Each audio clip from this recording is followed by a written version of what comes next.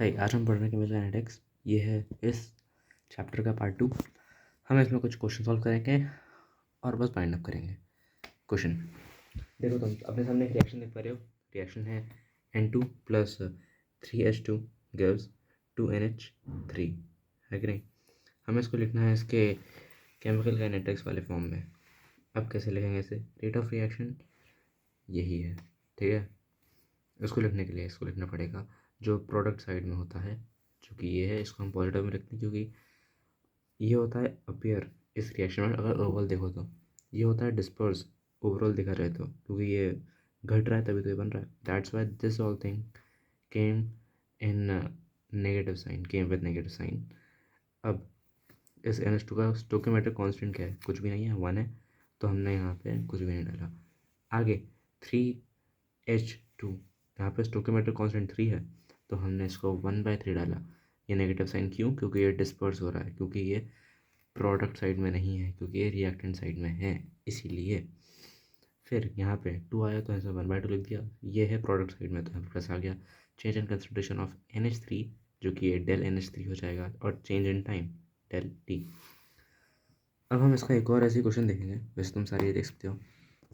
एक और क्वेश्चन देखा जाए तो you can see 5Br negative ion plus BrO3 negative ion gives 3Br2 plus 3H2।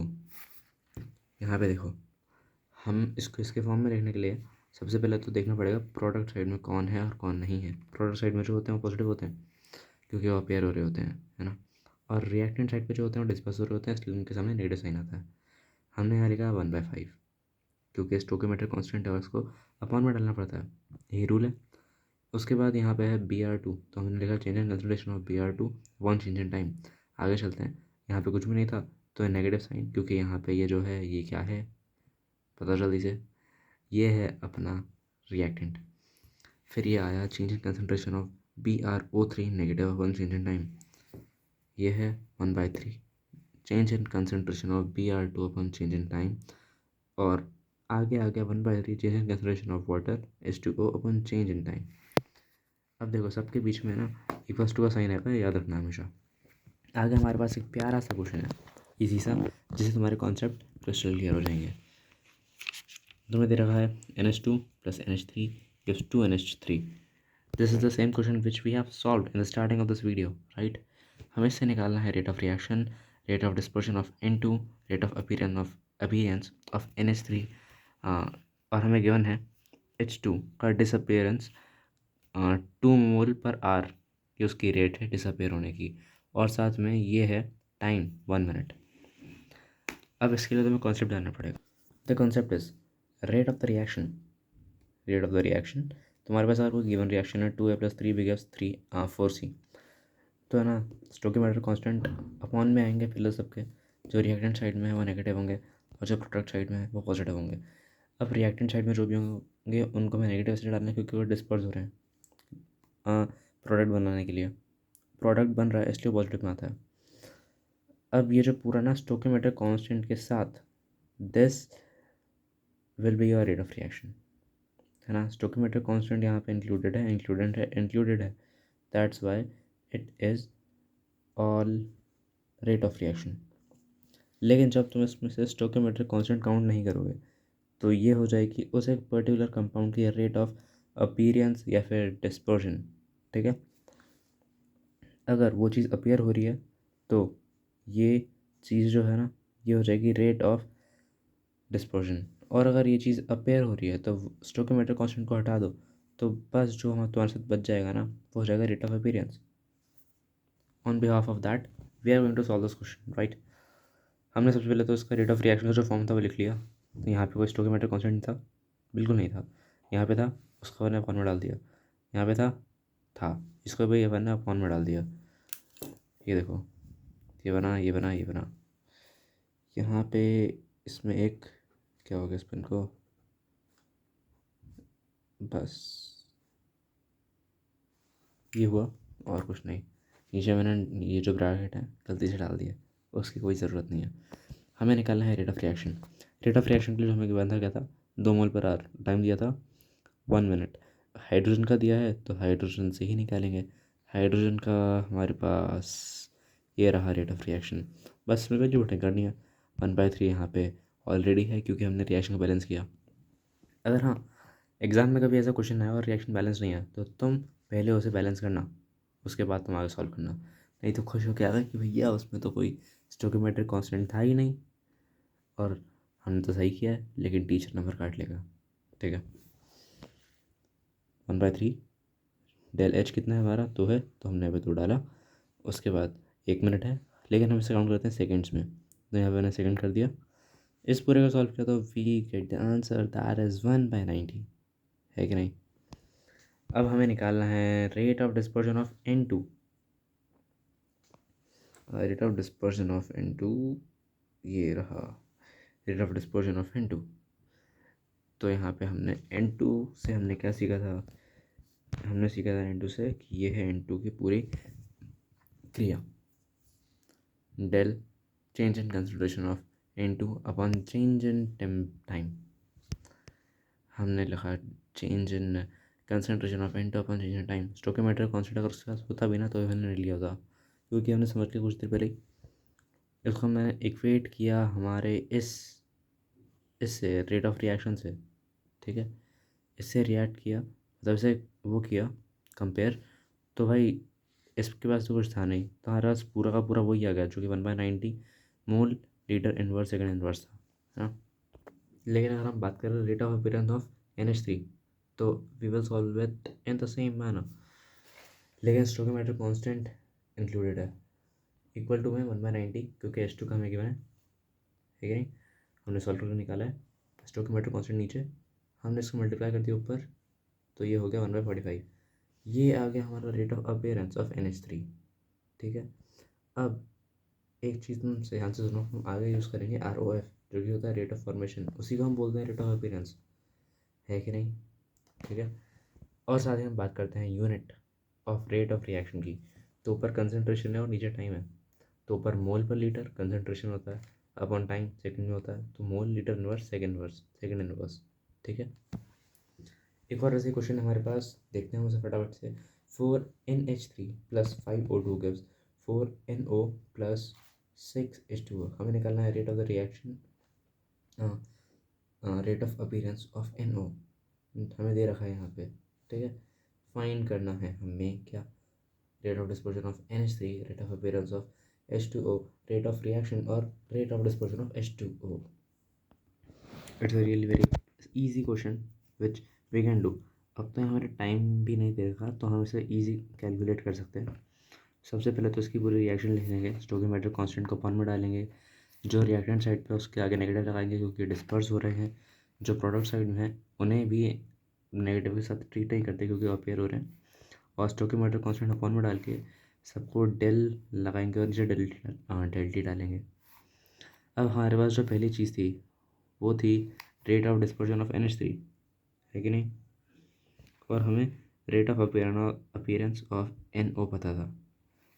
Stoichiometric constant 4 है ना, तो देखो रेट ऑफ अपीयरेंस यहाँ हमने रखा। पहले हम सॉल्व करते हैं कौन सा वाला, पहले हम सॉल्व करेंगे थर्ड वाला, रेट ऑफ रिएक्शन वाला, वो आसान रहेगा अपने लिए। रेट ऑफ अपीयरेंस रखा अपने, ये रखा रेट ऑफ अपीयरेंस किसका है, ये है हमारा NO का। ठीक, वो रखा। इसका stoichiometric constant 1/4, easy value putting करी और आंसर निकाल लिया। अब हम फर्स्ट वाला कर सकते हैं, हमें आसान पड़ेगा ये आगे चलते हुए, क्योंकि हमने यहाँ पे रेट ऑफ रिएक्शन निकाल लिया, कंपेयर करने में आसानी होगी। रेट ऑफ अपीयरेंस क्या चाहिए, रेट ऑफ अपीयरेंस नहीं, रेट ऑफ डिस्पर्जन चाहिए पहली बात, तो वो है NH3। तो हमने यहाँ पे सीधा सीधा NH3 रखा, NH3 के सामने कोई स्टोइकोमेट्रिक कांस्टेंट 1/4 था। अब यहाँ से 1/4 इक्वेट हुआ इस वाले 1/4 से, तो वो कैंसिल हो गया, तो ये वही आ गया 3.6 इंटू 10⁻³ इसकी यूनिट क्या होगी वो तो मुझे कमेंट बताने हैं। इसके बाद हम आगे देखते हैं rate of appearance of H2O। Where is this rate of appearance of H2O। H2O का क्या भाई अपना ये रहा 1/6 यहाँ मल्टीप्लाई में। रेट ऑफ रिएक्शन क्या लिखा, वो है 1/4 मल्टीप्लाई टू 3.6 इंटू 10⁻⁶। यहाँ 1/6 है तो 6 यहाँ आगे मल्टीप्लाई कर देंगे, इसको क्रॉस करेंगे तो ये 4.8 × 10⁻³ बन जाएगा। ईजी ना। और आज का आखिरी सवाल ये नहीं है, इसके बाद एक लास्ट सवाल और करेंगे। देखो, rate of dispersion of O2 है ना, स्टोइकोमेट्रिक कांस्टेंट क्या था O2 का 5, तो हमने 1/5 लिखा। साथ में ये था अपना प्रोडक्ट नहीं रिएक्टेंट साइड में था ना, तो इसको हमने 1/5 लिख दिया और नेगेटिव लगाया क्योंकि ये रिएक्टेंट साइड में था, क्योंकि ये डिस्पर्स हो रहा था। हमने इसको आगे सॉल्व किया तो हम क्या करते हैं भाई, रेट ऑफ रिएक्शन कंपेयर कर देते हैं स्टोइकोमेट्रिक कांस्टेंट के साथ। स्टोइकोमेट्रिक कांस्टेंट जो है 1/5 था, वो चला गया ऊपर, तो इसने हमें ओवरऑल आंसर क्या दे दिया 4.5 × 10⁻³ यूनिट, जो होगी इसकी होगी मोल litre inverse second inverse. And आगे भी ऐसे ही आसान आसान क्वेश्चन है, you can see on your screen. Solve करना हो कर लेना, तुम्हारी इच्छा है, तुम्हारे लिए अच्छा होगा सॉल्व कर लो तो आगे तुम्हारी इच्छा। अब इसका एक और टाइप जो कि लास्ट क्वेश्चन होगा आज का, हमें है ना एक रिएक्शन दे रखी होगी and we all will be given with some graph like this is graph. और यहाँ पे देखो, यहाँ पे टाइम चल रहा है, यहाँ पे किसी चीज़ का कंसंट्रेशन होगा जो कि इंक्रीज़ होगा या डिक्रीज़ होगा। हमने यहाँ पे फ़िलहाल ले लिया ग्राफ। पहले रिएक्शन समझते हैं। रिएक्शन है 2H2O plus H2 gives 2H2O। ये तो भाई वाटर का फॉर्मेशन है, कोई बात नहीं, हमें क्या दिक्कत है, हम तो कर लेंगे अपना काम। ये देखो, जो ऑक्सीजन है वो धीरे धीरे डिस्पर्स हो रहा है टू फॉर्म H2O, राइट। तो ये जो कर्व है ना, ये इसके डिस्पर्शन का कर्व है। साथ ही हमें दिया कि एट 2 सेकेंड कितना डिस्पर्स हुआ 10, ये इसकी रेट वगैरह है। साथ ही 4 सेकेंड पर कितना डिस्पर्स हुआ ये 6। हमें इसे निकालनी है रेट ऑफ रिएक्शन, तो हम पहले इससे तो इक्वेशन बना लेंगे बैलेंस करके, इस रिएक्शन को बैलेंस करेंगे एंड इस इक्वेशन बना लेंगे। मैंने यहाँ फॉर्म कर दी इसकी इक्वेशन, ऐसी ही बनेगी ना, चेक करके जल्दी से। हाँ भाई ऐसी बनेगी, कोई दिक्कत नहीं है। अब अगर हमें निकालना है हमारा कंसंट्रेशन या फिर हमें निकालनी है हमारी रेट ऑफ रिएक्शन, तो वो कैसे होगी। स्टोइकोमेट्रिक कांस्टेंट क्या है भाई इसका तो मैंने भाई साहब, अभी देखो, हमें ना स्लोप निकालना होता है बेसिकली इन क्वेश्चंस के लिए, and after finding the slope वही हमारा बन जाता है उस जगह पे रेट ऑफ रिएक्शन, है ना, जो कि हम इस concentration of the compound upon change in time डाल के निकाल सकते हैं। यहाँ पे क्या था हमारे पास 10 था, यहाँ पे 6 था, यहाँ पे 2 था टाइम में, और यहाँ इसके लिए 4 था। अब हमें पता है टेन थीटा, या फिर हमें स्लोप निकालने का फॉर्मूला पता है क्या होता है, A माइनस बी अपॉन, या फिर A1 minus B1, A1 minus A1 upon B1 minus B2। ठीक, देखो हमने यहाँ रखा 6, यहाँ रखा 10, जो y एक्सिस पे होता है वो ऊपर आता है, जो z एक्सिस पे हाँ जो x एक्सिस पे होता है वो नीचे आता है। तो यहाँ 4 - 2 नेगेटिव साइन क्यों आएगा, क्योंकि ये जो रिएक्शन है ना भाई, इस रिएक्शन में जो O2 है जिसका हमें ग्राफ दे रखा है वो यहाँ पे डिस्पर्स हो रहा है, इसलिए नेगेटिव लगाएंगे। इसको हमने फर्दर सॉल्व किया तो ये आ गया 2 mole litre 2 mole litre inverse second inverse. तो तुम्हें ना यहाँ से एक और चीज़ क्लियरिफाई हो जाएगी कि हम जो है नेगेटिव साइन यूज़ करते हैं ना, वो आगे जाके ऑटोमेटिक गायब हो जाएगा। देखो ऑब्जर्व करो इस क्वेश्चन को, हुआ कि नहीं हुआ। यहाँ पे ये भी नेगेटिव का आया था, यहाँ बाहर भी नेगेटिव था, नेगेटिव से नेगेटिव कैंसिल, कोई बात नहीं। फिर रेट ऑफ रिएक्शन कितना आ गया 2 मोल लीटर इनवर्स सेकेंड। अगर हम निकाल लें rate of dispersion of H2 तो स्टोइकोमेट्रिक कांस्टेंट इसका 1/2 आ जाएगा, साथ में इसको हमने आगे यहाँ पुट कर दिया। अब इसको कंपेयर करेंगे हम रेट ऑफ रिएक्शन से, ठीक है। ये कंपेयर किया, ये 2 यहाँ से यहाँ मल्टीप्लाई हुआ, ड्यू ये बन गया 4 मोल litre inverse second inverse. Rate of dispersion of O2, ये तो बड़ा आसान क्वेश्चन हो गया, ये तो 2 mole litre inverse second inverse आ जाएगा, है कि नहीं। अब rate of appearance of H2O, stoichiometric constant यहाँ देखो भाई ध्यान से देखो क्या है 2 है, तो ये 2/2 बन गया। रेट ऑफ क्या बोलते हैं इसे, change in concentration of H2O upon change in time, है कि नहीं, equals to half of this, same ही तो है, इक्वल टू 2 करेंगे क्योंकि ये रेट ऑफ रिएक्शन है। हाँ, ये है हमारा change in consideration of H two upon change in time equals to 4 times. क्यों 4 टाइम्स? यहाँ स्टोकियोमेट्रिक कांस्टेंट 2 था, 2 से 2 मल्टीप्लाई हो गया, इसलिए 4 मोल लीटर इनवर्स सेकंड इनवर्स। आज की वीडियो में इतना ही।